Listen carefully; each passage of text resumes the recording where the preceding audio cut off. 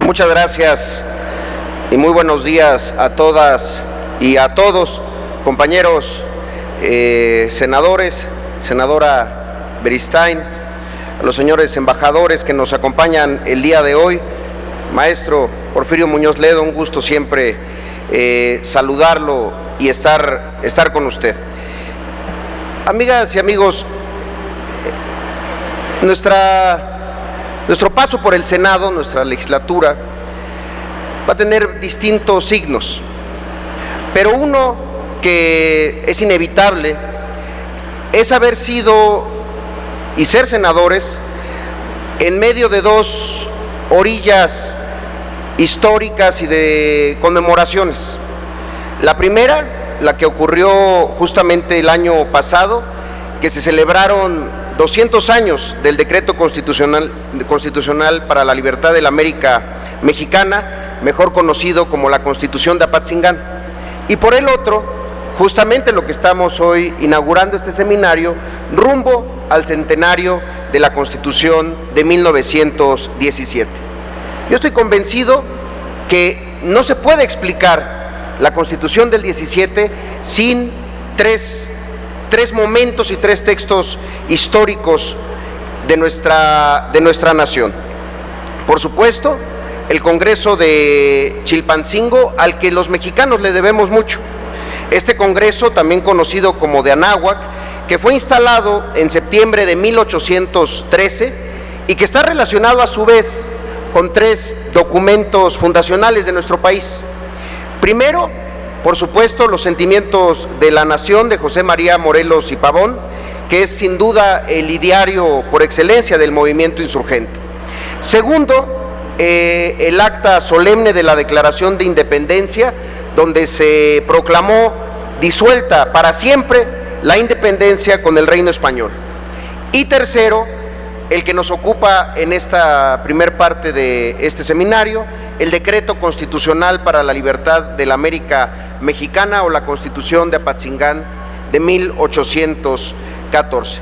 Sobre el que queremos hablar, y justamente sobre esta edición facsimilar que llevamos a cabo desde la Comisión de Bibliotecas y Asuntos Editoriales, en un programa editorial que tiene que ver justamente con todas estas conmemoraciones de textos constitucionales, que empezó con el texto de López Rayón de 1812, Sinacantepec, también en una edición facsimilar, y que continúa con este decreto constitucional para la libertad de la América Mexicana.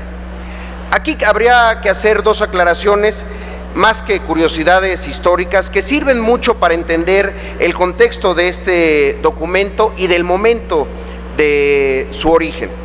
Primero, que aunque el Congreso se reunió en Chilpancingo, Guerrero, pues la Constitución se expidió en Apatzingán, en hoy estado de Michoacán, ya que debido al acoso al que fue objeto por parte de las tropas realistas, pues el Congreso tuvo que trasladarse a 8 poblaciones distintas para emitir este documento.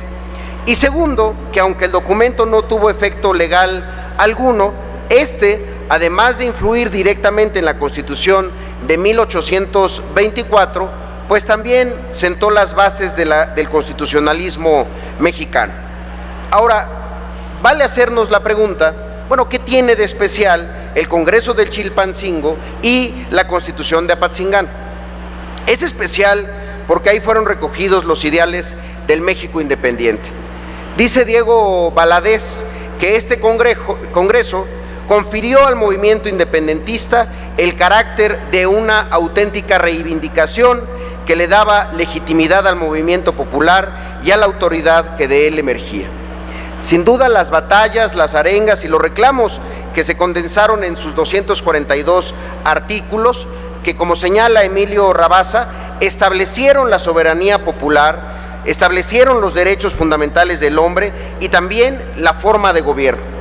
Por ello, no es solamente un antecedente del constitucionalismo mexicano y de la Constitución de 1917, es el documento que inauguró el debate sobre la organización política que tendría nuestro país, y lo hizo desde una visión republicana y liberal.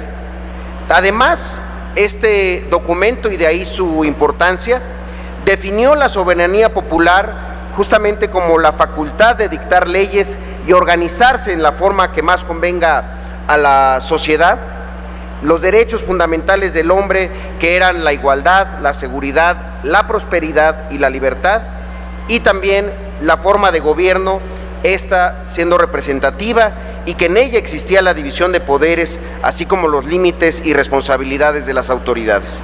Sin embargo, hoy me parece relevante referirnos a un concepto esencial que está incluido en este decreto, uno que tiene que ver con algo que ya mencionaba el senador Roberto Gil Suart y que está plasmado justo en el artículo 24, en el capítulo 5 de la igualdad, la seguridad y la propiedad. Y el artículo 24, dice: la felicidad del pueblo y de cada uno de sus ciudadanos consiste en el goce de la igualdad, seguridad, propiedad y libertad.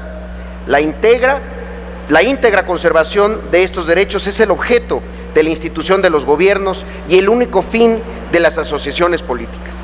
Por eso hoy que estamos en este seminario y presentando esta edición facsimilar de la Constitución de Apatzingán, hoy quiero hablarles sobre este tema, sobre el asunto de la felicidad, porque justo el 23 de octubre de 1814, los constituyentes independentistas del Congreso del Chilpancingo consideraban que era propicio que en las leyes que debían de promulgarse incorporaran conceptos de igualdad, pero además consideraran la expresión de la voluntad general a partir del objetivo de lograr la felicidad común.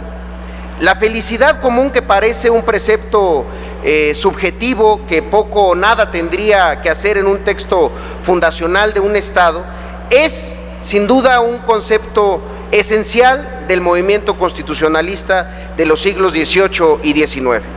Para nadie es novedad que los diputados constituyentes del Congreso de Chilpancingo rescataron estas ideas del Congreso de Filadelfia y de la Asamblea Nacional Constituyente de Francia. Ambos constituyentes edificaron también sistemas normativos influenciados por las corrientes del liberalismo y del justnaturalismo. Se negaba la posibilidad de una monarquía porque se consideraba que existían derechos que son inalienables e imprescriptibles para todo ser humano, como lo son la libertad, la igualdad, la propiedad y la seguridad. Asimismo, los constituyentes de los movimientos de los siglos XVIII y XIX consideraron que el objetivo central de todo grupo humano es lograr la felicidad, tanto a nivel individual como colectivo. Sin duda, la influencia de estos constituyentes la podemos encontrar en dos pensadores, en Jeremy Bentham y en John Stuart Mill. Para estos autores, padres del utilitarismo, el Estado debe de procurar, a través de su legislación, la felicidad general, que se puede entender como la suma de los intereses de los diversos miembros de la comunidad, o en otras palabras, la mayor satisfacción del mayor número de personas. Incluso siglos antes, Aristóteles planteaba en la República que el Estado ideal es aquel que estructura y se estructura para lograr la felicidad de los individuos. Y es que, a final de cuentas, una buena ley debe de generar la felicidad popular, debe de procurar la armonía, debe de ser sencilla, apta para llegar a toda la comunidad, para que quienes son sujetos de esta ley comprendan, la comenten y la compartan.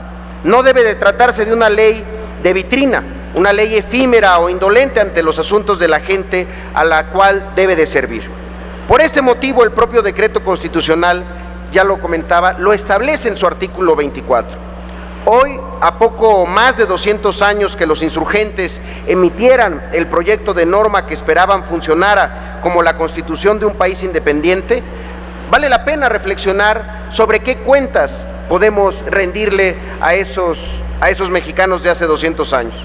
Preguntarnos si la nación, en su concepto más amplio, es feliz, si el pueblo de México es verdaderamente libre, si los ciudadanos mexicanos son tratados con igualdad, si la propiedad y la seguridad de cada mexicano están salvaguardadas y garantizadas. ¿Qué podríamos decirle hoy al generalísimo José María Morelos y Pavón sobre el cumplimiento de sus dictados para proporcionar la felicidad popular? si se ha logrado moderar la opulencia de los pocos y la indigencia de la mayoría, si se han alejado la ignorancia, la rapiña y el hurto, si se ha obligado a la constancia y al patriotismo. Sin duda, de eso tendrá que ver las respuestas que buscamos en este seminario, y sin duda en muchas las respuestas no son del todo halagadoras. Los representantes populares y el gobierno tenemos muchas cuentas pendientes todavía con la nación mexicana, con los que viven, con los que ya no están y con todos los que dieron su vida para construir una nación bajo estos principios. Por eso hoy, en la segunda década del siglo XXI, el tema de la felicidad recupera su importancia y su vigencia plasmada en los textos constitucionales de hace más de 200 años. Esto es porque las naciones más desarrolladas lo están planteando dentro de sus agendas de trabajo, de sus agendas hacia el futuro. Están empezando a superar indicadores de bienestar clásico cuyo sustento metodológico es evidentemente económico, y sin embargo se han percatado de sus limitaciones. Por eso es que nos parecía relevante hacer esta edición facsimilar del Decreto Constitucional para la Libertad de la América Mexicana. Déjenme comentarles que esta versión facsimilar deriva del decreto original que tiene bajo su resguardo el Archivo General de la Nación y que solamente cuenta con un ejemplar que está firmado, entre otros, por José María Morelos y Pavón. Por razones que todavía desconocemos, en el Archivo General de la Nación faltan las páginas 31 y 32. Sin embargo, esta edición facsimilar sí la recupera a través de un trabajo que se realizó en la Universidad de Texas, en donde sí existe un ejemplar que cuenta con estas 2 páginas que le faltan al ejemplar que tiene el Archivo General de la Nación.